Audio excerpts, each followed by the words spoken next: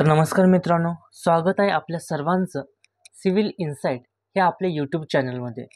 तर आपण ह्याच्यापूर्वी हायवे, ॲटोकॅड ह्यावरती व्हिडिओ अपलोड केलेला आहे.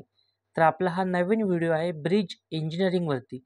आपल्या TPA एक्झामिनेशनसाठी हा एक मोस्ट इम्पॉर्टंट सब्जेक्ट असणार आहे. याच्यावरती आपल्याला 1 ते 2 क्वेश्चन फिक्स येणार आहे.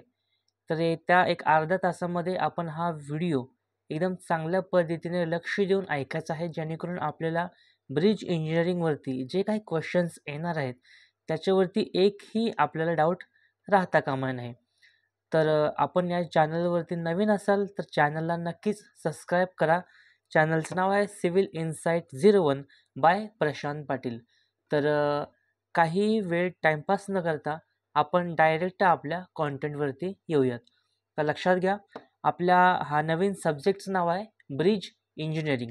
तर त्याच्यामध्ये 7 ते 8 सब टाईप असतात, परंतु आपल्या एक्झामिनेशनसाठी ब्रिज इंजिनिअरिंगचं introduction, bridge hydrology, selection site and planning हे जे पहिले 2-4 जे सब टॉपिक आहेत ते जास्ती इम्पॉर्टंट आहेत. तर त्याच्यावरतीच आपण जास्तीचा फोकस देणार आहोत. तर सुरुवात करूया आपल्या इंट्रोडक्शन पार्टला.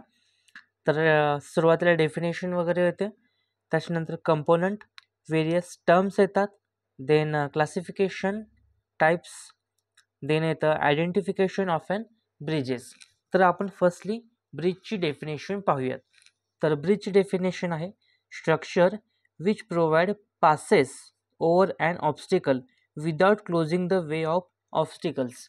म्हणजेच काय, एखादी नदी असेल तर त्याच्यावरती एखादा स्ट्रक्चर आपण स्ट्रक्चर कन्स्ट्रक्ट करणे, जेणेकरून त्याच्यावरनं आपण पास करू शकेन, म्हणजेच रस्ता वगैरे करू शकेन. आणि विदाउट एनी ऑब्स्ट्रॅकल म्हणजे अडथळं न आणता आपण एखादं स्ट्रक्चर बनवणं. तर एक सिम्पल डेफिनेशन आहे, बघितल्या आपल्याला समजून जाईल. त्याच्यानंतर मोस्ट इम्पॉर्टंट पार्ट येतं सबस्ट्रक्चर, सुपरस्ट्रक्चर अँड ॲडजॉइंट स्ट्रक्चर. एक्झामिनेशनसाठी आपल्याला ह्याचा डिफरन्स विचारला जातो की सबस्ट्रक्चर कोणता आहे, सुपरस्ट्रक्चर खालीलपैकी कोणता आहे. तर आपण पुढच्या पेजवरती आपल्याला हे जे डायग्राम बघितल्यानंतर आपल्याला आणखीन एकदा संपूर्ण क्लिअर होऊन जाईल. त्याच्या अगोदर मी एक इंट्रोडक्शन टाईप तुम्हाला सांगून ठेवतो.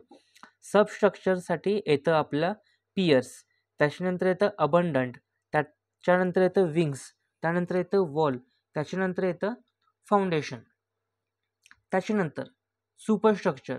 सुपरस्ट्रक्चर म्हणजे काय, तर वरचा भाग. सबस्ट्रक्चर म्हणजे खालचा भाग. तर सुपरस्ट्रक्चरमध्ये येतं beams, girder, arches, cable, flooring, parapet wall, railing and handrails. त्याच्यानंतर येतं ॲडजॉइंट स्ट्रक्चर. ॲडजॉइंट स्ट्रक्चरमध्ये येतं approaches, bearings, river, training works, girder stone, revolution for slope at abutment. तर हे थोडंफार पार्ट येतात. तर आपण ह्याची एक डायग्राम पाहून घेऊया, जेणेकरून आपल्याला संपूर्ण त्याची आयडिया येऊन जाईल. तर ही आहे आपल्या ब्रिजची डायग्राम. त्याच्यामध्ये आपण सुरुवातीला खालचा सबस्ट्रक्चरचा पार्ट पाहून घ्या, म्हणजे खालचा भाग. इथं आपल्याला दिलेला आहे सबस्ट्रक्चर म्हणजेच काय, तर खालचा भाग. तर सबस्ट्रक्चर पाहून घ्या मित्रांनो. तर ब्रिजच्या खालचा जो भाग आहे त्याला अबंडंट म्हणतात. म्हणजे जे काही पिलरसारखं असतं, बीमसारखं असतं, हे बघा अबंडंट, इकडे अबंडंट, दोन्ही साईडला असतं अबंडंट. त्याच्या जो मधला भाग असतो, मधला जो स्तंभ असतो, तर त्याला आपण म्हणतो पियर्स. आणि जो काही खालचा भाग असतो त्याला आपल्याला माहीतच आहे, ह्याला म्हणतात फाउंडेशन.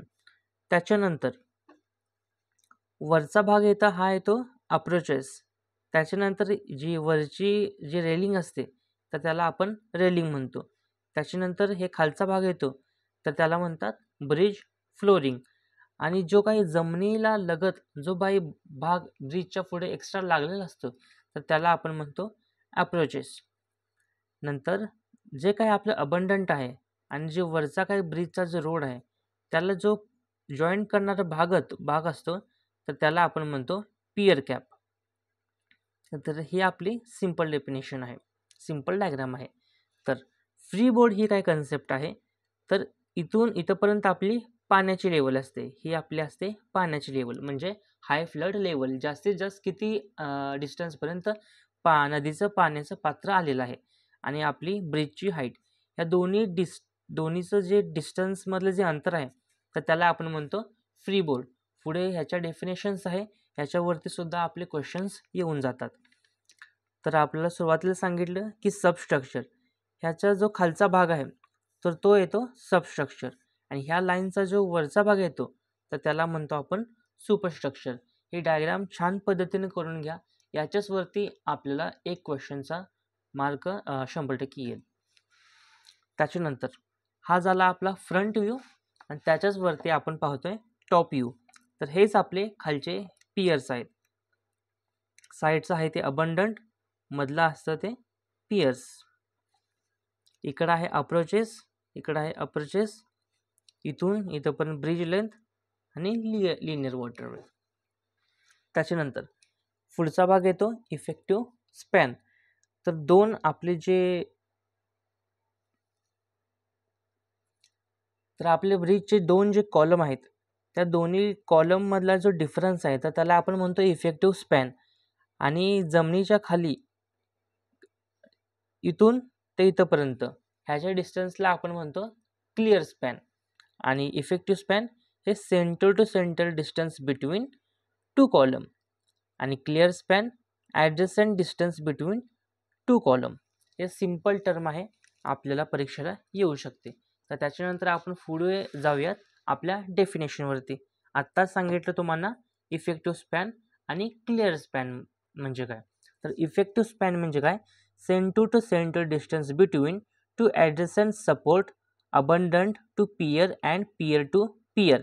म्हणजेच काय, सेंटर टू सेंटर डिस्टन्स घ्यायचं between abutment of and pier, या दोन्ही पियरचं सेंटर टू सेंटर डिस्टन्स घ्यायचं. त्याच्यानंतर येतं क्लिअर स्पॅन. क्लिअर स्पॅन काय आहे मित्रांनो, तर clear distance between adjacent support of and bridge.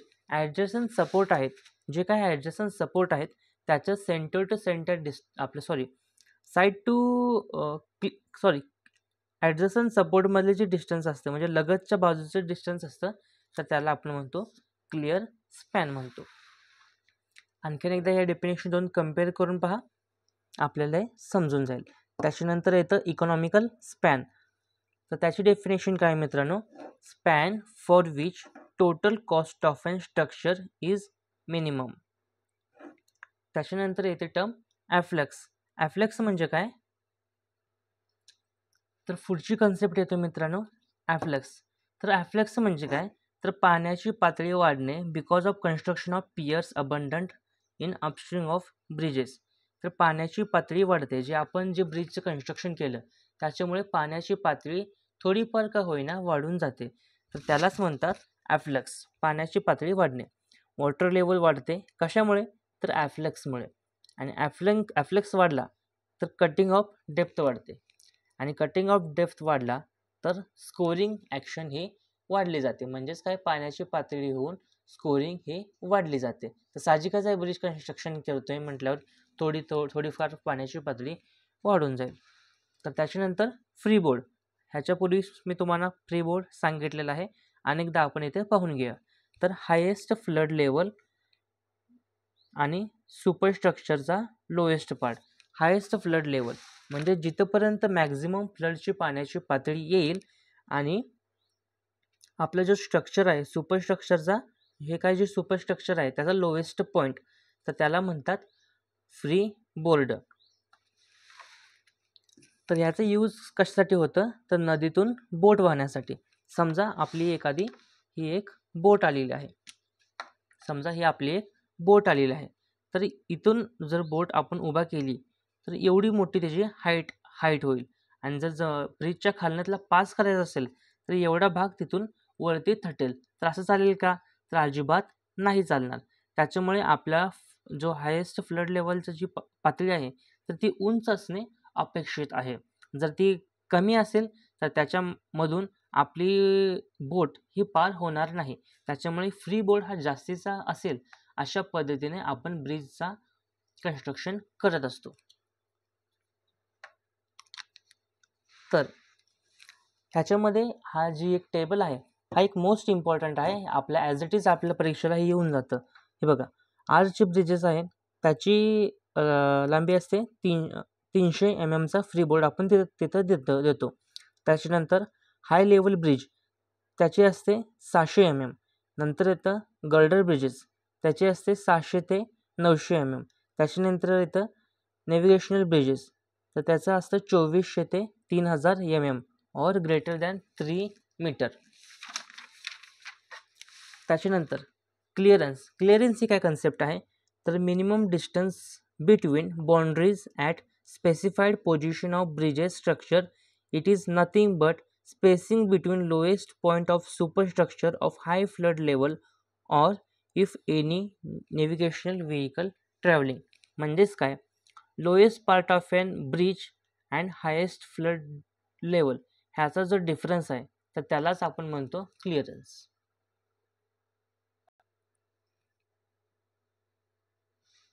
तर त्याच्यानंतर हा एक टेबल आहे जो एक मोस्ट इम्पॉर्टंट आहे, discharge metre cube per second road bridge and railway bridge. तर बिलो 0.3 मीटरसाठी 150, 600, 0.323 रोडसाठी 450, रेल्वेसाठी 600. त्याच्यानंतर 3 ते 30 रोडसाठी 600, रेल्वेसाठी 600. त्याच्यानंतर 30 to 300, 900, 600, 300 to 3000, 1200, 1200, ग्रेटर दॅन 3000, 1500, 1800. त्याच्यानंतर पुढची कन्सेप्ट येतं हेडरूम. तर हेडरूम ही काय कन्सेप्ट आहे, lowest part of an bridge आणि highest point of an vehicle. समजा आपली ही एक नाव आहे, तर अशी आपण एक छोटीशी नाव तयार केली, ही नाव, आणि हा आपला ब्रिज आहे, हा आपला ब्रिज आहे. तर आपल्या व्हेकलचा हायेस्ट पॉईंट हा पॉईंट आणि ब्रिजचा आपला लोएस्ट पॉईंट ह्यातलं जे डिस्टन्स आहे, ह्या दोन्हीतलं डिस्टन्स, तर त्याला म्हटलं जातं headroom. Highest point of an vehicle इथलं आणि lowest part of an bridge हे असतं हेडरूम.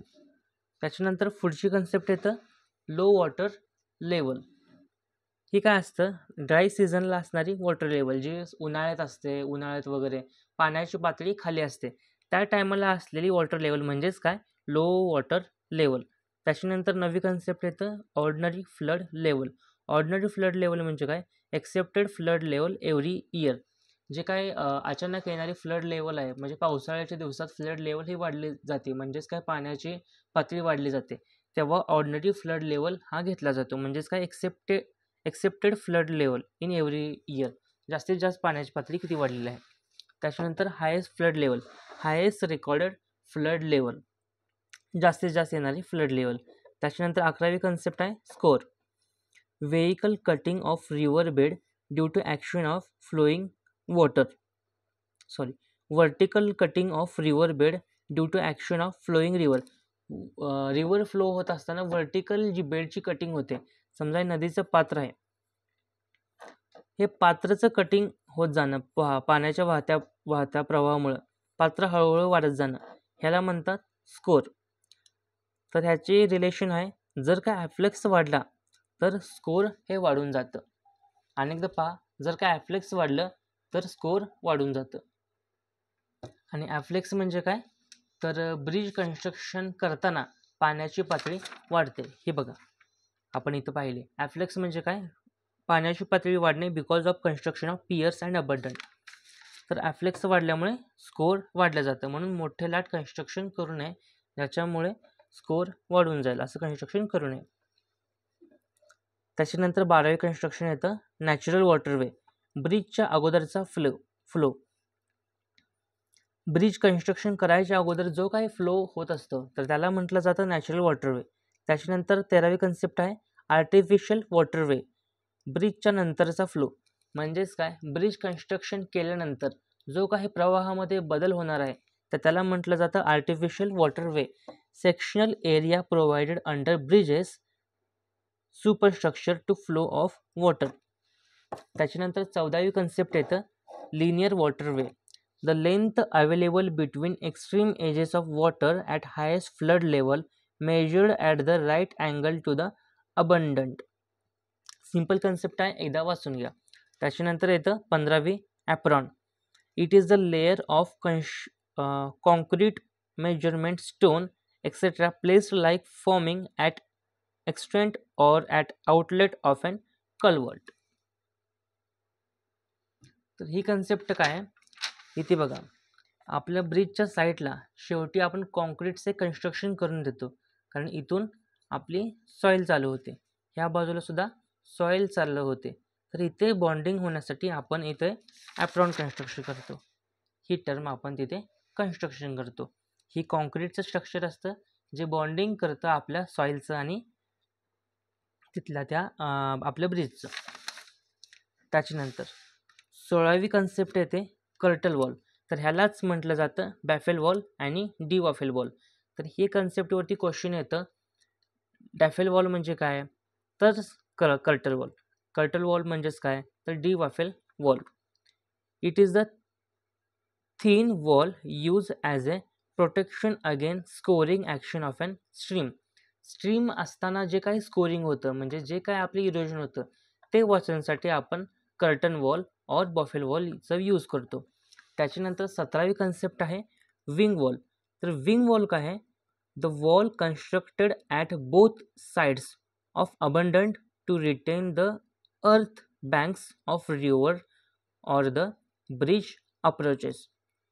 विंग वॉल हे आपण कन्स्ट्रक्शन करतो बोथ साईडला, जे काय आपलं ब्रिज आहे त्या ब्रिजच्या दोन्ही साईडला, म्हणजे आपलं हे ब्रिज संपलं त्याच्यानंतर आपण इथं साईडला सुद्धा थोडंफार कन्स्ट्रक्शन करतो, जेणेकरून हा आपला ब्रिज धसू नये पाण्याच्या प्रवाहाने किंवा साईडच्या जी आपली माती आहे त्याच्या फ्लोने ती धसू नये, याच्यामुळे आपण विंग वॉल तिथे प्रोव्हाइड करतो. त्याच्यानंतर 18वी कन्सेप्ट येते ॲप्रोचेस. तर ॲप्रोचेस म्हणजे काय, the portion of roadway or railway or which both the ends of bridges affected by the design layer of bridges are known as approaches. तर मिनिमम अप्रोचेस आपण यूज करतो 15 मीटर. तर अप्रोचेस म्हणजे काय, आपल्या ब्रिजच्या साईडला आपण इथे थोडेफार कन्स्ट्रक्शन करतो आपल्या बॉन्डिंगसाठी. तर मिनिमम अप्रोचेस आपण किती घेतो, 15 मीटर. म्हणजेच काय, आपलं ब्रिज कन्स्ट्रक्शन झाल्यानंतर थोड्याफार एक्स्ट्रा लांबीला आपण कन्स्ट्रक्शन करतो, त्याला म्हणतो आपण अप्रोचेस. तर लेंथ ऑफ ब्रिज हे काढण्यासाठी हा आता एक फॉर्म्युला आहे. तर फॉर्म्युला काय आहे, L = NL + N-1B. हे बघा NL म्हणजे काय, तर नंबर किती नंबरचे आपण लेंथ घेतल्या, 1 2 3, 3 नंबर घेतलं त्याला L ने मल्टिप्लाय करायचं म्हणजे इथलं डिस्टन्स. तर इथला हा वरचा पार्ट आला. आता खालचं डिस्टन्स फाइंड करण्यासाठी L3 आहेत, L3 असतील तर B किती असतील, 2 असतील, म्हणून N-B करायचं, N-1 करायचं आणि इंटू B करायचं, एवढे डिस्टन्स मल्टिप्लाय, म्हणजेच काय, तर टोटल ब्रिजचं डिस्टन्स येईल. हे काय जास्त विचारणार नाहीत, फक्त आपण हे फॉर्म्युला लक्षात ठेवायचा आपल्या माहितीसाठी. तर पुढील कन्सेप्टला वळूयात आपण डेटाबेस कन्सेप्टवरती. तर ही आपली डेटाबेस कन्सेप्ट आहे. त्याच्यामध्ये आपल्याला फर्स्टला आपल्याला विचारू शकतात की codes used for bridge design. तर त्याच्यामध्ये एक 5-6 कोड आहेत. पहिला कोड आहे IRC5 code for practice for specification of bridges. ब्रिजचे स्पेसिफिकेशन विचारण्यासाठी आपल्याला IRC5 हे वापरलं जातं. त्याच्यानंतर येतं IRC6 हे यूज केलं जातं लोड अँड ट्रेसेस LSMसाठी. त्याच्यानंतर येतं IRC6 2000, तर हे वापरलं जातं लोड अँड ट्रेसेस WSM. हे लक्षात ठेवायचं कसं, तर पहिला 5, त्यानंतर येतं 6, त्याच्यानंतर आपण घ्यायचं 6 कशासाठी, तर 2000साठी पहिला WSM वापरलं जात होतं. म्हणजेच काय, working stress method. Working stress method म्हणजे जे हेवी कन्स्ट्रक्शन असायचं, म्हणजे ज्याच्यामध्ये इकॉनॉमिकल किती खर्च होते ह्याचा विचार केला जात नव्हता. आपले पूर्वीचे छत्रपती शिवाजी महाराजांचे गड किल्ले WSM मेथडनं वापरले जात होते. त्याच्यामुळेच ते अजूनही तसेच तसे आहेत. जसे की पाहायला गेलं तर सिंधुदुर्गचा किल्ला पाण्याचा प्रवाह कितीही जोरात त्याला धडकू दे तरी सुद्धा ते स्ट्रक्चर हाय असं टिकून आहे, कारण ते WSM स्ट्रक्चरने आपण बनवलेलं आहे. परंतु सध्याला आपण जे कन्स्ट्रक्शन करतो तर ते LSMने कन्स्ट्रक्शन करतो. म्हणजेच काय, लिमिट स्ट्रेस मेथड. म्हणजेच काय, थोडीशी क्वालिटी आपण कमी करतो, परंतु आपण याचा विचार करून कमी करतो कारण ते जास्ती महागडं होते, म्हणून त्याची आपण थोडीशी क्वालिटी कमी करतो. तर ते असतं LSM. तर त्याचा लाईफ स्पॅन थोडा कमी असतो, तर ते होऊन जातं. कारण सध्याला आपल्याला इकॉनॉमी बघायला लागते. जास्त काळ टिकणं स्ट्रक्चर महत्त्वाचं नाही, इकॉनॉमिकल असणं महत्त्वाचं आहे. ते जाऊ द्या, लांबचा विषय झाला. तर पहिल्यांदा IRC 5 हे यूज केलं जातं code for practice for specification of bridges. त्याच्यानंतर IRC 6 2000 म्हटलं तर WSM, आणि लेटेस्ट IRC 6 2010 म्हटलं तर LSM लोड स्ट्रेसेस. त्याच्यानंतर येतं IRC 21 code for practice for IRC 21 code for practice for cement concrete LSM. आणि त्याच्यानंतर IRC 22 हे वापरलं जातं फॉर कंपोजिट स्ट्रक्चर. त्याच्यानंतर IRC 78 हे वापरलं जातं फॉर फाउंडेशन डिझाईन. त्याच्यानंतर हा जो टेबलचा चार्ट आहे हा पण फार इम्पॉर्टंट आहे. आपल्या जी WCD एक्झाम झाली होती त्याच्यामध्ये सुद्धा हा क्वेश्चन आलेला होता. हे बघा, टाईप्स ऑफ ब्रिज आणि त्याचा स्पॅन. फर्स्ट, कल्वर्ट ब्रिज असेल तर लेस दॅन 6 घ्यायचं. मायनर ब्रिज असेल तर 6-30. मेजर ब्रिज असेल 30-120 आणि लॉंग स्पॅन ब्रिज असेल तर त्याचा 120 घ्यायचं. त्याच्यानंतर अकॉर्डिंग टू रेल्वे हे क्लासिफिकेशन आहेत. फर्स्ट, मेजर ब्रिज आणि मायनर ब्रिज. आता मेजर ब्रिज म्हणजे काय, total waterway more than 18 meter or having span of clear waterway of 12 meter or over. म्हणजेच काय, वॉटरवे हा सुद्धा 12 मीटरपेक्षा जास्त पाहिजे आणि क्लिअर वॉटरवे हा सुद्धा 12 मीटरपेक्षा जास्त असला पाहिजे, तर त्याला म्हटलं जातं मेजर ब्रिजेस. आणि मायनर ब्रिजेस म्हणजे काय, तर टोटल वॉटरवे हे 18 मीटरपेक्षा लहान असतं आणि क्लिअर वॉटरवे हे सुद्धा 12 मीटरपेक्षा लहान असतं. म्हणजेच काय, सगळ्याच बाजूने लहान, तर ते असतं मायनर ब्रिजेस. थर्ड क्लासिफिकेशन येतं अकॉर्डिंग टू लोडिंग. तर लोडिंगमध्ये 4 टाईप्स पुढे पडले जातात. त्याच्यामध्ये फर्स्टमध्ये येतं परमनंट ब्रिजेस, सेकंड येतं टेम्पररी ब्रिजेस. परमनंट ब्रिजेसमध्ये क्लास A लोडिंग आणि IRC class 70R loading. Class A लोडिंगमध्ये काय काय येतं, तर class A loading is based on heaviest type of commercial vehicle. जे काही हेवेस्ट कमर्शियल व्हेकल आहेत तर ते येतं परमनंट ब्रिजेसमध्ये. त्याच्यानंतर IRC क्लास 70R ह्याच्यामध्ये येतं loading is adopted on all roads on vehicle. Permanent bridges and culvert are constructed. Permanent bridges and culvert जिथे कन्स्ट्रक्ट केलं जातं तर तिथं IRC 70R यूज केलं जातं. म्हणजेच हे क्लासिफिकेशन कशासाठी आहेत, तर परमनंट ब्रिजेससाठी आपण हे क्लासिफिकेशन यूज केलं जातं.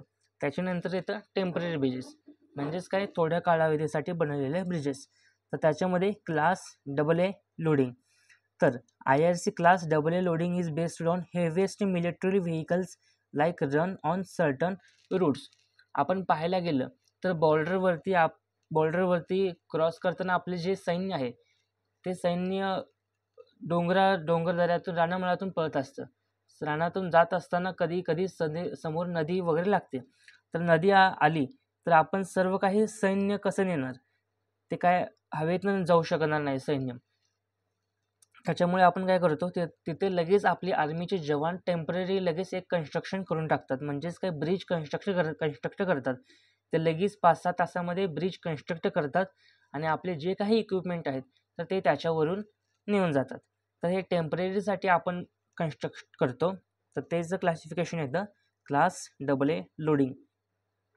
तर हे यूज केलं जातं military vehicles like on certain routes. It is used for practice to design the structure on national and state highway for class AA loading. तर हे प्रॅक्टिस स्ट्रक्चरसाठी वापरलं जातं for national and state highway. त्याच्यानंतर पुढचं classification येते मित्रांनो IRC class B loading. तर हे IRC class B loading is used to design temporary bridges like timber bridges. तर क्लास बी लोडिंग हे टिम्बर ब्रिजेससाठी वापरलं जातं. आणखीन एकदा आपण हे सर्व जे क्लासिफिकेशन आहे एकदा गो थ्रू केलं की आपल्याला ॲटोमॅटिक सर्व गोष्टी लक्षात येऊन जातील. त्याच्यानंतर ही कन्सेप्ट येतं वॉटरवे. तर वॉटरवे ही कन्सेप्ट सोपी आहे. The area of opening sufficient to pass the maximum flood discharge expressed in the river without increasing velocity of flow behind the safe limit is called as waterway. तर ह्याचा काय अर्थ असतो, समजा आपण एखादं आपण ब्रिज किंवा डॅम कन्स्ट्रक्ट केलेला आहे. तर मॅक्झिमम किती वेलॉसिटीने आपण पुढं पाणी सोडलं पाहिजे, किती वेलॉसिटीने आपण पाणी पुढं सोडले पाहिजे आणि पाण्याचं वेलॉसिटीसुद्धा वाढली नाही पाहिजे. जर पाण्याची वेलॉसिटी जर समजा वाढली तर पुढे जे काही गाव आहेत तर त्यांना नुकसान होऊ शकतं. त्याच्यामुळे पाण्याची वेलॉसिटी न वाढवता आपण किती मॅक्झिमम फ्लड त्यातून पास करू शकतो तर त्याला आपण म्हटलं जातं वॉटरवे. सिम्पल डेफिनेशन आहे, एकदा पाहून घ्या आपण. त्याच्यानंतर पुढील टर्म येतं generally safe limit of velocity under bridges is 3 metre per second. म्हणजेच काय, मॅक्झिमम वेलॉसिटी ही किती घ्यायची आपण तर 3 मीटर पर सेकंड घ्यायची. तर त्याच्यानंतर पुढची टर्म येते मित्रांनो रोडवे विड्थ. तर ही टर्म हायवे इंजिनिअरिंगमध्ये सुद्धा वापरली जाते. सेम कन्सेप्ट बघा, पाहून घ्या. व्हेकल ट्रॅफिक जर सिंगल लेन असेल, डबल लेन असेल आणि मल्टी लेन असेल. सिंगल लेन असेल तर 4.25 घ्यायचं, डबल लेन असेल तर 7.50 घ्यायचं आणि मल्टी लेन असेल तर 3.50 विड्थ घ्यायची. तर ही झालं व्हेकल ट्रॅफिकनुसार क्लासिफिकेशन. त्याच्यानंतर येतं सायकल्स. फर्स्ट येतं विदाउट ओव्हरटेकिंग. विदाउट ओव्हरटेकिंग असेल तर मिनिमम विड्थ आपण घेतो 2 मीटर आणि विथ ओव्हरटेकिंग असेल तर 3 मीटर आपण त्याची हाईट घेतो. त्याच्यानंतर पुढची टर्म येतं maximum span for different type of steel bridges. ही एक फार इम्पॉर्टंट कन्सेप्ट आहे. फर्स्ट आपण पाहून घेऊया. स्टील अँड आर्च ब्रिजेस असेल तर maximum span 500 meter. Steel bow string girder bridges असेल तर maximum span 240 meter. Steel cable suspension bridge असेल तर 1200 मीटर घ्यायचा. हा लांबडा सस्पेन्शन ब्रिज असतो ना, मुंबईमध्ये वगैरे असतो, तर तो 1200 मीटर असतो आणि त्याला स्टील केबल सस्पेन्शन ब्रिज असं म्हणतात. त्याच्यानंतर येतं स्टील प्लेट ग्रेडर ब्रिजेस, तर ते असतं 30 मीटर. त्याच्यानंतर स्टील रोल्ड बीम ब्रिजेस, तर ते असतं 10 मीटर. त्याच्यानंतर स्टील ट्रसेस ब्रिजेस हे असतं मित्रांनो 180 मीटर. त्याच्यानंतर हे थोडेफार फॉर्म्युले येतात, ते काय जास्त इम्पॉर्टंट नाहीत, परंतु आपण एकदा गो थ्रू ते नक्कीच करून घ्या. Road bridges C is equal to WV² upon 12.95 R. त्याच्यानंतर railway bridges C is equal to WV² upon 12.95 R. त्याच्यानंतर हे एक इम्पॉर्टंट कन्सेप्ट आहे, मोस्ट इम्पॉर्टंटमध्ये येतं. हे बघा, टाईप ऑफ ब्रिजेस आणि फ्री बोर्ड. आर्च ब्रिजेस असेल तर 30 सेंटीमीटर घ्यायचं. गर्डर ब्रिजेस असेल तर 60 ते 90 सेंटीमीटर घ्यायचं. नेव्हिगेशनल रिव्हर असेल तर 240 ते 300 मीटर घ्यायचं आणि हाय लेवल ब्रिजेस असेल तर 60 मीटर घ्यायचं. शेवटची नोटसुद्धा इम्पॉर्टंट आहे. As per IRC for high level bridges the free board should not be less than 600 metre. 600 mm. 600 mm पेक्षा कमी फ्री बोर्ड नसावा. तर आपला हा ब्रिज इंजिनिअरिंगचा बराचसा पार्ट आपण इथे कवर केलेला आहे. हा मोस्ट इम्पॉर्टंट असलेला पार्ट आहे. एवढंच आपण रिव्हिजन करा, रिकॉल करा मित्रांनो. 100% आपल्याला आपली जी टार्गेटेड एक्झाम आहे ते आपण 100% क्रॅक करू शकता. तर एक चांगला प्रतिसाद तुमच्याकडून आता मिळालेला आहे. मी सध्याला फक्त 2च व्हिडिओ अपलोड केलेले आहेत आणि आपल्याला सबस्क्रायबर 30 ते 40 सबस्क्रायबर आपला जो टप्पा आहे आपण तो पार केलेला आहे. तर हा मी व्हिडिओ अपलोड करत आहे आणि ह्या व्हिडिओचे टार्गेटेड लाईक्स असतील 50 लाईक. तर ते टार्गेटेड लाईक्स तुम्ही नक्कीच पूर्ण करा. लाईक करत राहा मित्रांनो. त्याच्यामुळे मला एक प्रतिसाद मिळतो. मला वाटते की मी जे कंटेंट बनवतो आहे त्याचा फायदा तुम्हाला नक्कीच होत आहे आणि असेच व्हिडिओ आपण कंटिन्यू अपलोड करत राहूयात आणि अभ्यास करत राहा. सर्वात महत्त्वाचं म्हणजे खुश राहा आणि आयुष्यात पुढे चालत राहा. तर धन्यवाद मित्रांनो. भेटूया पुढच्या व्हिडिओमध्ये. जय हिंद, जय महाराष्ट्र.